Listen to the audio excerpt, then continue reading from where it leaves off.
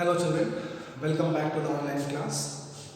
Children, today we shall start with a new chapter, chapter 5, The Happy Prince, written by Oscar Wilde. Children, before I proceed with the chapter, let me give you a brief history about Oscar Wilde. Children, Oscar Wilde is a very famous writer, and you must have also read few novels of Oscar Wilde. Stories of Oscar Wilde are generally very emotional and it touches the heart. Children, if I talk about Oscar Wilde, by origin, nationality, he was an Irish, and he became one of the most, noted personalities during the Victorian age time era. He won several awards and he was reputed as a great writer. Children love to read Oscar Wilde's stories and novels. So today, as you see that we are going to start with the Happy Prince. Children, the very important thing is that you will find the glossary of the chapter given here. The glossary will help you to understand the entire lesson in a better manner, so that you don't find any difficulty to correlate. So children, first of all, you should note down the glossary and then you should be ready with your textbook. Now children, the Happy Prince, what the story is all about. Let me tell you children, first of all, this writer Oscar Wilde is quite famous. Whenever he writes or deals with novels, he uses some kind of substance, some sort of literary device. So here if we talk about the Happy Prince is written in the form of an allegory. So it is an allegorical plot. Allegory is very simple children. Every story of his has a moral, teaches us to inculcate some very good values. So the Happy Prince first of all is a form of an allegory, and children, it was written again during the Victorian age time period. Children, this story you will see that it has tried to depict the social classes and activities during the Victorian age. Now coming down to the chapter The Happy Prince, I hope we all are ready with our textbook. Children, the story starts where the Happy Prince is the central character, though the Happy Prince is no more. Children, the Happy Prince is a statue now. The Happy Prince is a statue laden with golden linings, leaves, sapphires, and all gilded, stones, sparkling stones. So once upon a time, this Happy Prince was supposed to be a very happy person. When he was in his kingdom, he had never seen poverty, misery. He was not aware. He was deprived of the social activities of the human beings during the Victorian age. He had actually practiced a life full of happiness. Parents never allowed him to understand how the outer world looked like. So he was not aware of the world, the truth of the world. So now what happened? In that kingdom, without seeing the difficulties of life, without seeing the activities of the normal people, he died. And during his entire age, he had not seen any sort of discontent, poverty, or any sort of human activities. So after his death, since he was a very happy and a charming personality, the people there decided to make a huge statue and they put him on a pedestal. So the statue was put on a pedestal. So children, pedestal is a foundation, a base on which the statue was put. The statue was erected. Now children, the Happy Prince, when he died, the statue was very big. It was a colossal statue, a huge statue. And that huge statue was like gilded with all sort of sparkling stones, jewelries and gold leaves and everything. So since the statue is very colossal, very big in size, magnificent, it could see the entire kingdom very clearly. So the king could see the entire kingdom. The king, children, we are talking about the statue of the happy prince. He could see the entire kingdom through his own eyes. And when he saw the entire world, he was like very depressed. He found that the people were actually not very happy in his kingdom. There were all sort of people, middle class, lower middle class. There were a lot of sufferings, poverty, and there were many people who did not even afford to go for a single time food. All these, miseries of the world shaken him. He could not resist and he felt very bad. And his only desire was to help those people. But how could a dead man, a statue, help those people? So he had a very, you can say, unique and a very good vision, that was to help people. Now, how would he help? But children, if you are, if you are very much clear in your vision, then again nothing can hinder the path. So it happened so one day that a swallow children is a tiny bird. It came from some part and tried to rest under the pedestal. What came, children? A bird. You will find in the chapter as swallow. So a swallow is a tiny bird and it came. And since the bird was tired of its flight, it decided to take rest. Right? And the next morning, the bird also had a further process, that the bird wanted to go to Egypt to meet his friends. But before that, he wanted to take a rest in that pedestal. So when he was taking rest, it was already midnight, or it was already like night, right, children? And it was very cold. So of course, since the story is of Oscar Wilde, so we are talking about the setting of the plot somewhere in Ireland, and Ireland is a very cold region. So the bird tried to take rest. Now children, what happened when the bird was taking rest at night? Few drops of water fell on the bird. The bird got confused and he felt that a huge colossal statue did not protect him from rain. It was a waste, right? And it made up its mind to move from that huge statue, because the statue was of no good to the swallow. Now children, as the swallow was about to move, few more drops fell and the bird looked up. When the bird looked up, it saw the pathetic condition of the happy prince. The happy prince was in tears. Tears welled through his eyes, and the swallow got confused. And a voice came from the statue that the swallow should stay back and help the happy prince in making people happy. The swallow could not understand. The swallow said that it wanted to go to Egypt to meet his friends. The happy prince tried to convince and said, just one day, one night you stay. The next morning you can move after doing one work of mine. Right, children? The swallow agreed to it. He said, fine, but only one night I am going to stay because I have to meet my friends. So, what happens now?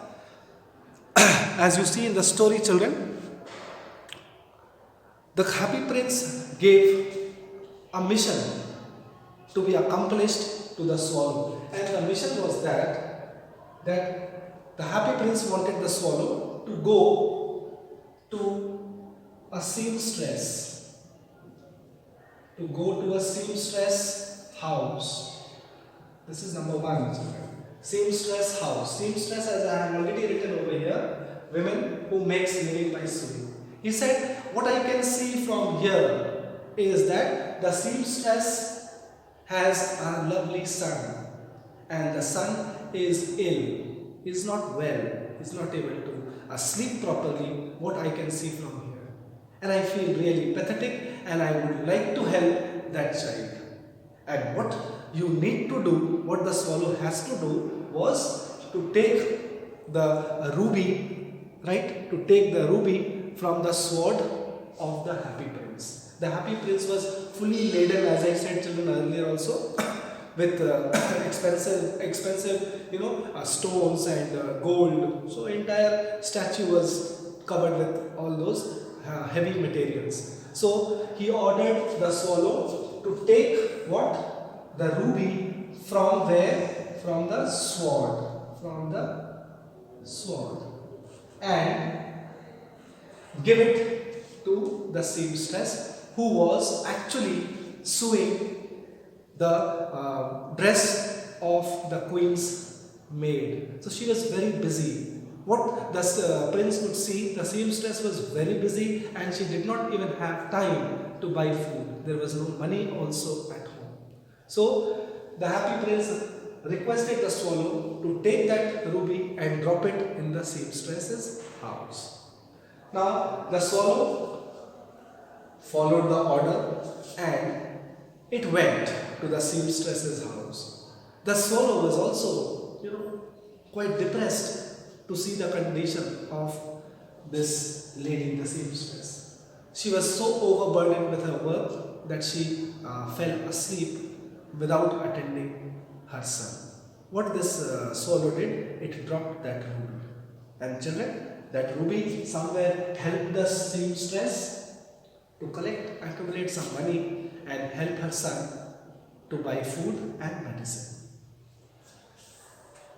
Then the swallow came back and it said that it had accomplished the mission and now it should go.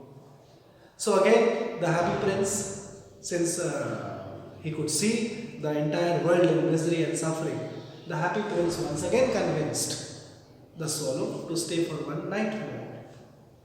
The swallow could not manipulate the happy prince. The swallow said, fine, this would be the last day and the last work which I would do for you. After that I need to go back to Egypt to meet my friends. He said, fine, what you need to do is, this time what I can see is a young man in a garret. Children, garret again, you will find the meaning here. A small dark room at the top of the house. So the king said that what I can see from my location, that there is a young man, right, who is at a small dark room, right, trying to write stories, right children? And he was supposed to finish a novel, a complete write-up at night, right? Now children, that young man was a writer. The young man was a writer by profession. So what the prince said, that what I could see is he is struggling to write a novel, and because he has to submit it the next day, and that would fetch him some money. He is a poor man, right? So he says that this writer, since he is deprived means he has no money. So no money means children, no food, and thus he has gone very weak. So he is not able to finish up that novel. So he says, what I want you, my dear friend swallow, you go to that place, right? And I don't have ruby now. What you can do is, you can help this man. As you can see that I have two eyes. My two eyes are not normalized, these are sapphires. What children? Sapphires. And sapphire is again an expensive stone. So he said, what you can do is, selflessly, unconditionally, he said, what you do is, you pull out one of the sapphire. You pull out one of my eye and kindly give it to the writer as he requires it. So children, now the swallow was very happy to see the happy prince in so much love, so much selfless love for others. It obeyed the order, it took out, though it felt very bad to take out the eyes from that huge stone. That huge statue. But anyhow, it took out and went to the writer's house. There he found exactly the writer was actually in a mode of sleep in the garret. And then he dropped that small piece of sapphire.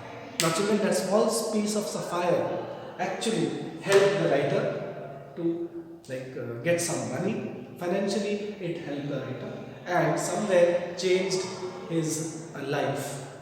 He was now a bit happy.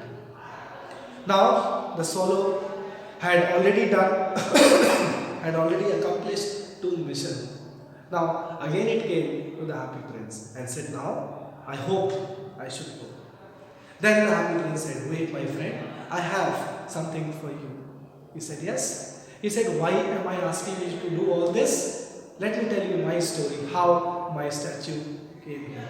He said, when I was very young, I had not seen life in a normal way.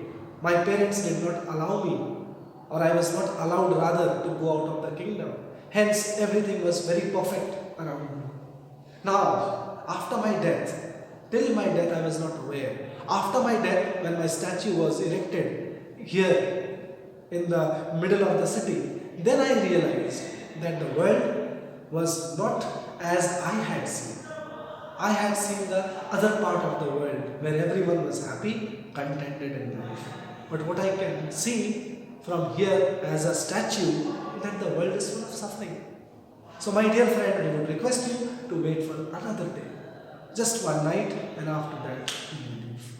Now children, why did the happy prince actually insisted the swallow so many times? Children, people who have such kind of vision, right? People who are of such kind, who are so generous and kind in their affairs, they can easily find people of that temperament. So somewhere the happy prince felt that the swallow would work as a messenger. So the happy prince had full confidence that the swallow would be the one who would follow all his orders and act as his messenger. And this is what happened. The right person was wrong. Now third thing, children, then what the king said, as you can see in the story, he said now, the swallow said, the third time, this is the last time, right? As I have already been to the city, and you will not believe, my dear happy prince, that the weather is getting adverse. It is time for me that I should relocate to Egypt. Otherwise, it would be very difficult for me. So the happy prince said, please go to the city and you will find a match girl. Who, children? A match girl. You will find that the match girl, her all matched sticks, fell in a gutter and it has all destroyed. Now I feel pity on that match girl. Who says? Happy prince. I feel pity on that match girl that she tries very hard, to earn her livelihood, but is not able to. So what I want you to do is help that match girl. And the best possible way is take out my last eye. And the swallow reminded him that if he would, or if it would take out the last eye, he would not be able to see the entire world. And then how would he help? He said, fine, I would see everything through your eyes. And then he ordered the swallow. The swallow kept on insisting and convincing that don't take out your second eye. The world will be blind for you. You will not be able to see anything. Then the king replies that what I can see makes me more makes me feel more depressed. I feel more pathetic. It's better that I don't have eyes, because I cannot see the world in suffering. I cannot see my people into poverty. I cannot see my people going without food. So take out my eye and this you give it to the matchstick. And this is my order, the last order, which I think you should follow and take it. So, what the swallow does? The swallow pulls that sapphire and gives it to the matchstick. Now children, what is the condition of the happy prince? The happy prince is without eyes. You cannot see anything. But still, there are leaves which are made of gold-plated leaves, right? The last part. And his heart, which is of lead. So, now the swallow feels and understands and realizes love, compassion and sacrifice are important values in human life, and happiness comes to those who make others happy. So swallow, despite facing the hardships of the weather had become extreme cold. The swallow decided that it would not go anywhere now, and it would stay with the happy prince for long or lifelong. So now children, what happened? The swallow carried on the mission, or I would rather say the vision of the happy prince of helping the people in and around. So what the swallow did? The swallow moved around the city and it found that there were many number of people who were not happy, at all. There were small children who went without food.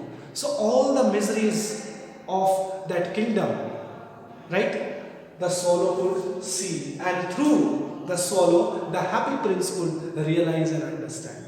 And what the swallow did, as per the orders of the happy prince, it kept on plucking leaves after leaves, and each and every part of the statue was given to others. Just for the happiness, just to bring happiness and smile in the face of the deprived ones. So lastly children, the happy prince had become it was only a statue that lead was left. And children, lead does not have much value. And the swallow, after accomplishing mission after mission, had also grown very weak and fragile. And it happened one day that the swallow could not resist the coldness of the weather, and it died. Where it died? Under the pedestal, in that statue. And the happy prince also could not resist his friend's death, and due to that extreme cold, the lead shattered. And then the councillors, the ministers, they decided, since the statue did not look good, it had gone very ugly, the councillors, the ministers decided that they should melt the heart and make something. But children, the heart did not melt. Children, it was a heart full of generosity. So it did not melt. It was very hard for them. Then lastly, the king and the councillors, they decided that they should throw that in a heap of dust or garbage. It was thrown. Now children, again we go with the theme. If you do good in life, right? If you do things out of love, out of compassion, if you do things unconditionally, without any condition, definitely you are paid for it. Right? Maybe not instantly, but maybe in the near future. So, God always, you are accountable for every bit of your thing. You are accountable for every bit. So, in your life, if you selflessly help people, you see people like Mother Teresa, right? And there are many more who selflessly, gave their life just to bring happiness and smile on others. So if we keep on doing such noble work, then we will be paid sometime in our life. So when God saw the two bodies, lying, God spoke to the angel and said, kindly bring their heart and soul to me. They were blessed. And children, the mission was actually somewhere or the other kept on. It did not stop. So children, at last we find that the happy prince, who was very generous and kind, who selflessly worked for the people, was ultimately paid. Not only the happy prince, but the messenger, that is swallow. God recognized their work. God acknowledged their work and they were blessed. So children, the outcome of dealing or learning this chapter, the Happy Prince, it somewhere instigates us also to be compassionate, to sometimes do work selflessly, help people where it is required. Because happiness comes to those who make others happy. If you are cruel in your approach, if you are selfish in your approach, lifelong you will never experience contentment. You will never be at peace. Maybe you will have or acquire a lot of money, but happiness will not. So the Happy Prince has given us a lifelong lesson, that is selfless love, compassion, and we should help if we have. With this, we come to the end of the chapter. Children, till then, what I would suggest you is to read the chapter thoroughly, go through each and every line. Any doubt persists, kindly ping me on my WhatsApp, or we can clear it in our live session also. Thank you and have a nice day.